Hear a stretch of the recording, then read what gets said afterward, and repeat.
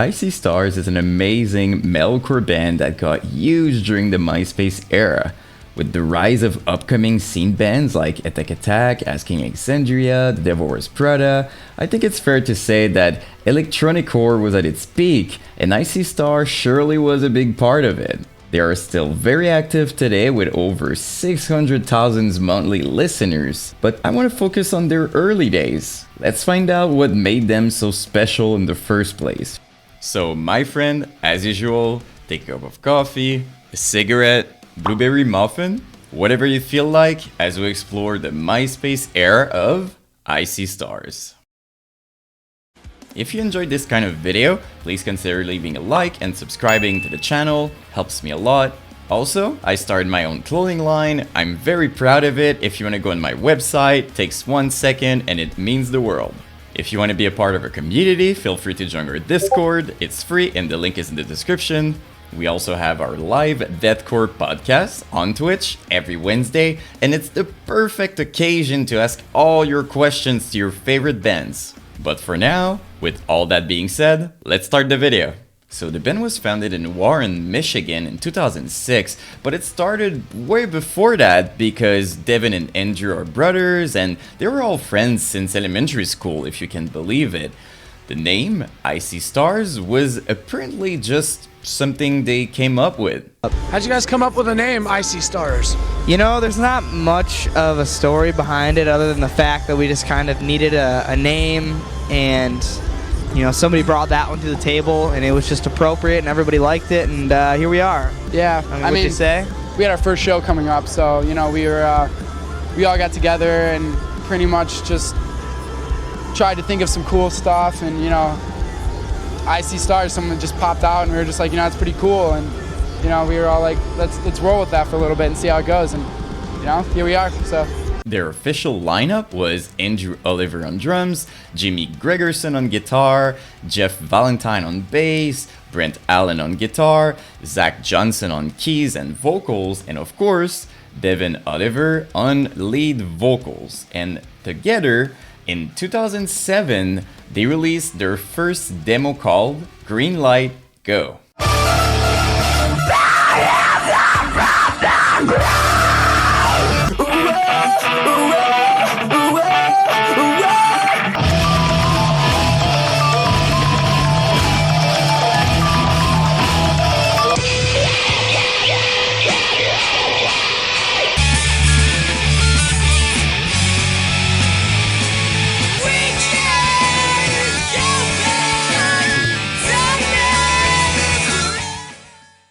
Alright, pretty good demo overall.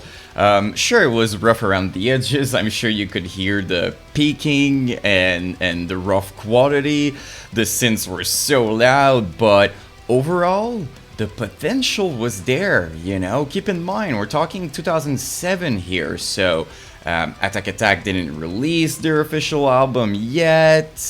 This kind of music was barely starting with bands like The Devil Wears Prada, but it was done differently, you know? Like, I feel like Icy Stars deserves more credit for being pioneers in something called Electronicore. That's a real thing, by the way. Yeah, and Devin's voice, I mean, he has easily one of the best voices ever, in my opinion, at least. And the problem with the demo, if I may, would be there's so much peaking that it's not representative of what Zach can really do in terms of screaming and distortion in tone. But it was a demo, that's the whole point, trying out things and putting your music out there. So overall, to me, it was a very good start for the band. As I was making the video, I had very little hope for, you know, finding a video in their first year, 2007. But I did find one. It's an early live performance. The sound quality isn't the best, but I think it's awesome to see them perform, you know, as kids together in some sort of festival.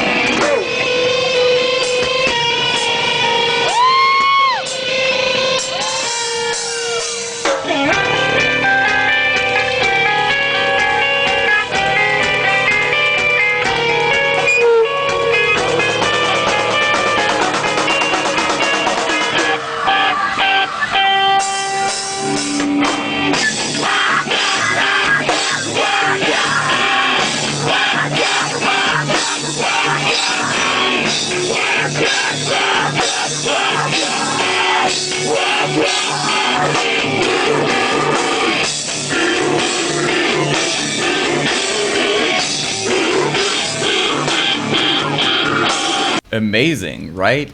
But what's even more amazing is that not too long after the release, they got signed by Sumerian Records. It was a big deal. Imagine being a kid in high school, you play with your friends, and you're doing music for fun, and then one of the biggest up-and-coming labels just knock at the door. It's crazy if you think about it. Sumerian at the time just had signed Born of Osiris and Veil of Maya, and it was a bit surprising though, because they would sign heavier bands usually, but as someone who enjoyed both kind of music, it was absolutely insane. So in 2008, Icy Stars was in the studio with Cameron Mizzle to record their very first full-length album, which brings us to April 2009, when the band officially released 3D.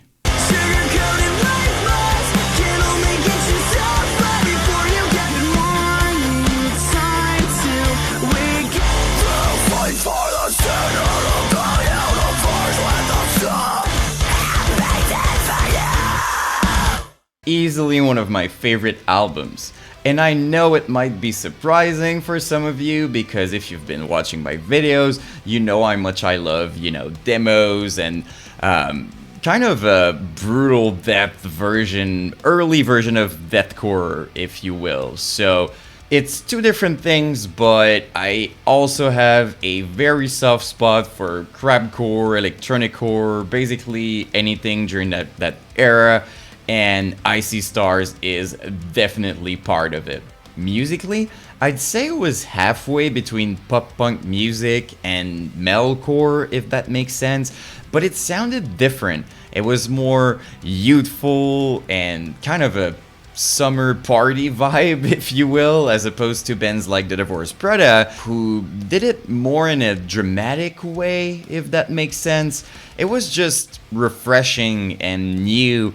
And again, when I was talking about the demo, I was mentioning, the heavy parts peaking, and Zach's talents was maybe not as representative, but on this one, it was so well done. His fry vocals really sounded great, in my opinion. The heavy parts are, well included in the sound, as much as it was a big duality with the happy vibes. It was done flawlessly. And Devin's voice, I mean, it was just perfect. The tone, everything, the drums were super bouncy, the guitar melodies. There's nothing negative really to say, maybe except certain parts didn't age well, in my opinion. Like, for example, in the song Sing This. I see stars, busy rolling. But to be fair, interludes was a big thing back then. Anyway, it was such a good start for Icy Stars, They basically released the perfect Scene Kids record, but unfortunately, right after the release, Zach had to quit the band. So he was replaced by Chris Moore, and this, my friends, was the beginning of their prime era.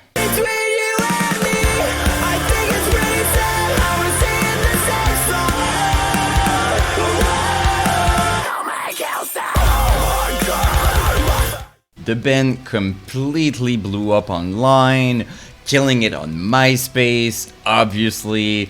They released some neon pop merch, as any respectable scene band would do, and they were part of the biggest tours, They were playing with A Day to Remember, Attack Attack, Asking Alexandria.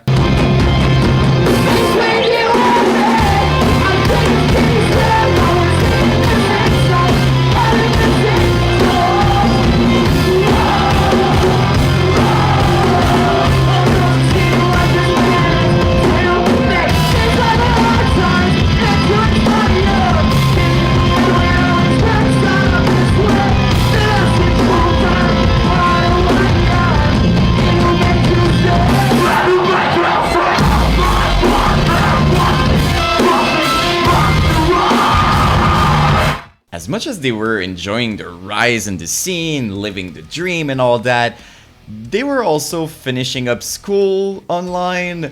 Apparently, Summerin was paying for the classes at the time. When we first signed, the label agreed to pay for online schooling, and they did. So right now we're all working on online school and finishing up, getting our diplomas and everything. So a few of us do homeschooling when they have their free time, and you know, we're getting it done. Try to do. Yeah, we're trying. I mean, we don't want to be dropouts. You know, we want to, for the parents' sake, we want to finish that up and For sure. and graduate. Definitely. Do you guys cheat off each other's homework? I'm sure they will. I'm sure. I'm sure once we dig into it a little bit more, I will be asking some people, or people will be cheating off me, actually. That's Yeah. probably what will happen. Yeah. They'll be cheating off me. The band also got invited to play the Bamboozle. It was huge, and to celebrate, I guess, they released a little goofy teaser with Keisha playing in the background. It's a complete throwback. Don't stop, make it pop. DJ blow the speakers up. I need to call Chris. Chris. Hey, yo. Come over. Word.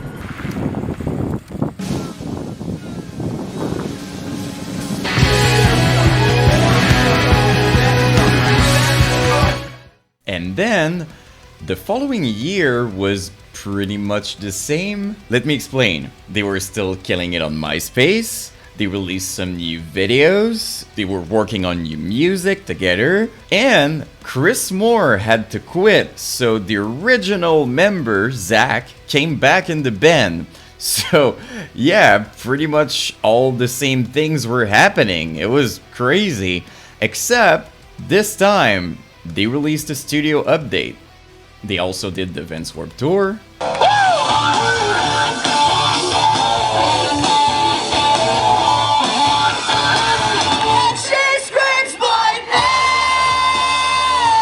It was great to see that Icy Stars was thriving, Zach was back in the band, and apparently that's when they went from touring in a van to touring in a bus, which I'm sure was a big game changer. It's our first tour on a bus. It's been night and day from a van, dude. It's so nice. What are some of the differences? Well, I mean, there's tons of them. For starters, though, we each have our own bunk, which is really nice. We got our personal space and stuff. And there's two TVs. There's one in the back, one in the front lounge, and then a microwave, a fridge, a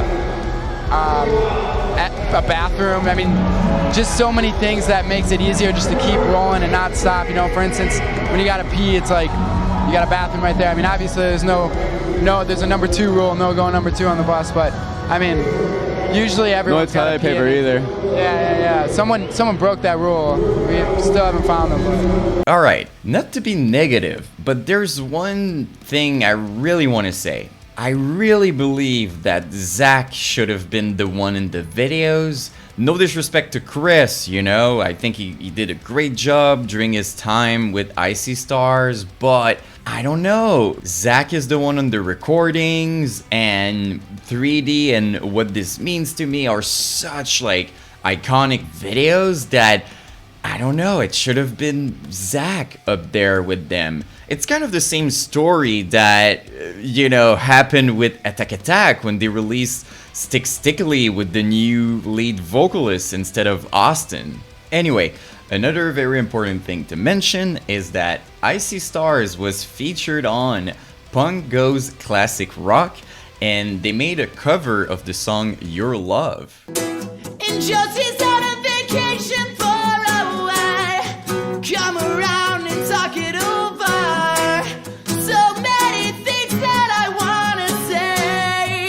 You know I like my girls a little bit older, and I just wanna use your love tonight. And I don't wanna lose your love tonight. Which, my friends, brings us to February 2011 when Icy Stars officially released The End of the World Party.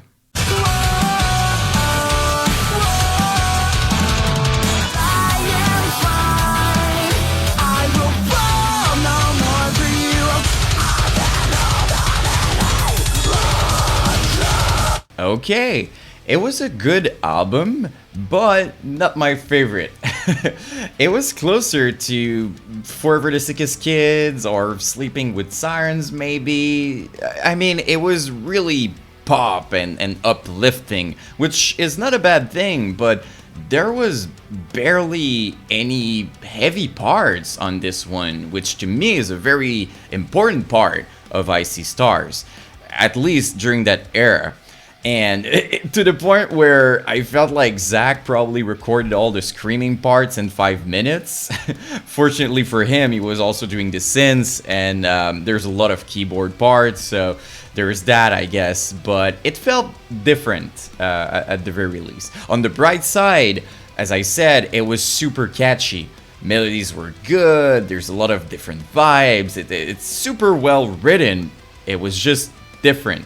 And as I was watching interviews and stuff, apparently the band themselves didn't feel like it was different. Every song has its like different kind of energy, you know what I mean? But like it's all like, I would say, you know, it's the same Icy Stars, you know, back and forth. We have screaming, we have singing, we have breakdowns, we have pop parts, dance parts. It's like everything that an Icy Stars fan would love, you know, they'll love it. And you know, the best part about this record is we went in there not with trying to clue of what we were gonna do. You know, it's not like we were like, oh, you know, this next record we should go more poppy, we should go more hardcore. It was like, we're gonna go on this record doing exactly what we did on the last record, which is just open-minded and ready to write songs. Yeah, just write songs, man. That's all we did. Interesting, right? So I guess it wasn't intentional to go more pop. It just came out like that. Then they released an official video for the song The End of the World Party, which I think was an amazing production. It almost felt like a movie. 2011 was a very big year for Icy Stars. They got featured on the cover of AP magazine, they were part of the AP tour with Black Veil Bride, they got featured on Boss Invader, and most importantly, they got invited to play live on TV on Jimmy Kimmel, if you can believe it.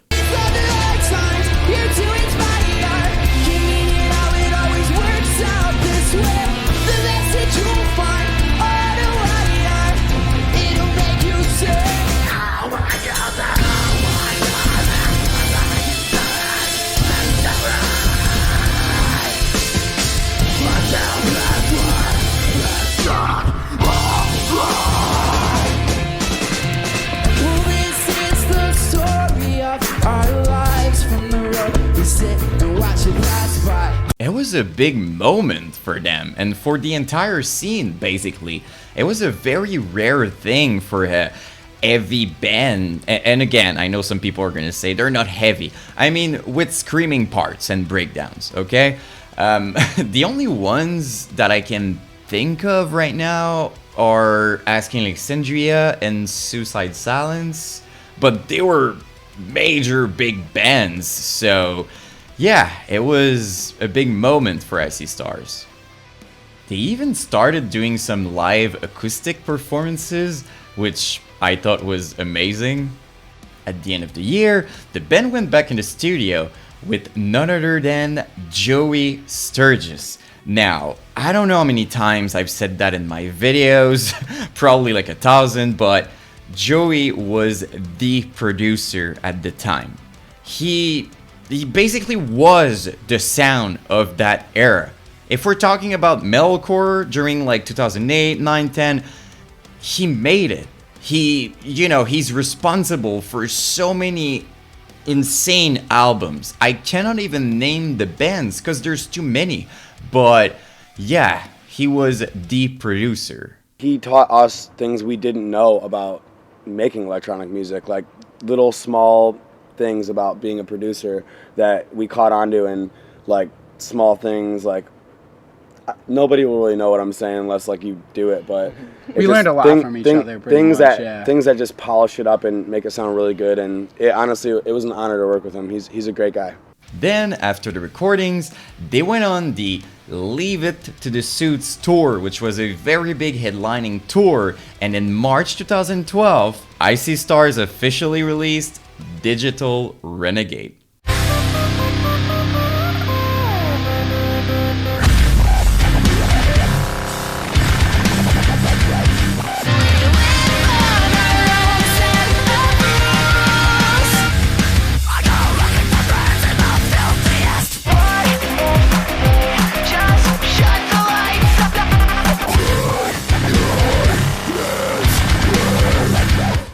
hands down their best album in my opinion. It's my favorite one, and don't get me wrong, 3D was amazing, I feel really nostalgic about it, it's iconic and all that, but this one is everything I love about Icy Stars. And as I was making the video, when I saw that Joey Sturgis was the producer, I just felt like, okay, that's why it's so good, you know? And I want to give credit to Icy Stars. I'm not saying it's only Joey, but it all made sense suddenly of like why I love it so much. It's so well balanced, you know? Like when I was describing the previous album, I was talking about the facts that it wasn't as balanced, like there wasn't as much heavy parts. On this one, there's so many heavy parts, so many catchy hooks, the synths are better, just they sound more massive, they even added a layer of heaviness, which is rare. Everything was just perfect, like balanced is the right term, I think. In terms of vocals, I mean, Devin's voice is insane, and Zach just, I think he improved. I don't know if it was just Joey, this album, this setting or whatever, but every single layer of vocal is better, and I don't know, I have nothing negative to say about it. Like, they were so much closer to bands like Of Mice and Men or Miss May I even, and that's the Icy Stars I love personally. They had a couple of cool guests featured on this one, including Danny from Asking Exandria, and they made an official video for the song Filth Friends Unite, which by the way is my favorite song on the record, and possibly their best video in my opinion. In terms of artistic vision, production and everything, they really did a good job, I believe. So yeah, all in all, to me, at this point, Icy Stars sounded better than ever. It was like the perfect version of the band and their sound, and obviously, it transpired very well live.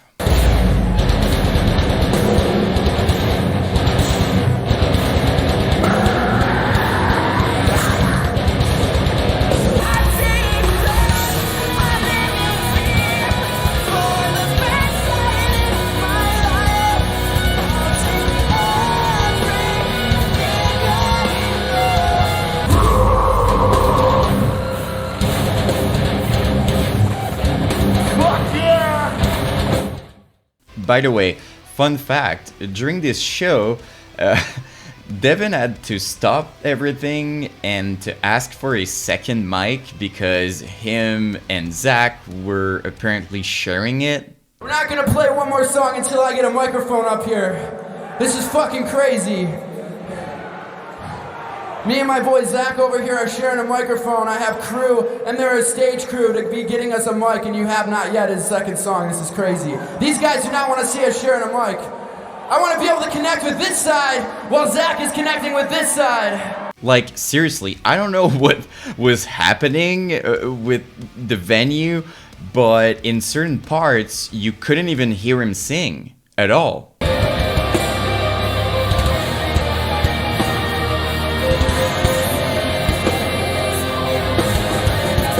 Anyway, to go back to the album, it was by far the best reception, charting at number 45 on the Billboard 200.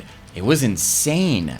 They also got featured on a bunch of cool stuff like Fronzilla Friday and other interviews. Everything was going very well until Icy Stars got kicked out of the tour they were doing with Falling in Reverse. What happened basically is, prior to being kicked out, they got arrested for drug possession, which I know sounds bad, but let's be honest, in this scene, pretty much all the bands could have been arrested for that. Not all of them, but you know, with all the partying and whatnot. Anyway, you get my point. I'm just saying, I'm not judging Icy Stars for that. Things happens, you know, you're kids, you're partying and stuff. But yeah, so they got arrested. nothing happened on the moment, but then later on, when Rodney kicked them out of the tour, he said it was because of the drug thing and that Icy Stars wasn't professional, but it was revealed later on by Icy Stars themselves that they were apparently being treated very poorly by Rodney, even though the rest of Falling in Reverse was nice to them. It was this whole thing. And I'm not here to pick a side, people. It was 12 years ago, and I'm not a big drama person and whatnot. So what I would suggest is, if somehow you're still interested by this thing specifically, just go and read both statements and hear them talk in interviews. I'm not sure if Rodney talked about it in interviews, but I'm sure you can make up your own mind about this whole thing. Fortunately for Icy Stars, even though they got kicked out of the tour, they were able to join another big one, filling in for Suicide Silence after, as we all know, unfortunately, Mitch Locker tragically passed away in 2012. Rest in peace, still the best vocalist of all time. Then, after this tour, the band went back in the studio to record their new album, but that's kind of when I lost interest personally. I keep saying it in all my videos, but 2012 was pretty much officially the end of Myspace, and I started listening to other things and whatever, but I gotta say, as I was making this video, I was looking at what Icy Stars did afterward, and they were killing it, both in terms of like music and live performances. That being said, I did listen to them again in 2016 when they released this absolute masterpiece of a song. We're watching things unravel slowly. But as much as it was good, it just wasn't the same band anymore, you know what I mean? Like, it wasn't metalcore at all at this point. They fully leaned into the electronic, ambient music, and for what it's worth, I think Devin's voice shines in a better way. Then, a couple of years later, I was very surprised and happy to see Devin killing it on a cover of the song Someone You Loved with Or Last Night. By the way, if you're a fan of Devin, I really recommend watching the Grounds for Success episode he was on. It's so fun and interesting, and he talks about Icy Stars, but also a lot of personal things about his life and whatnot. Very good watch.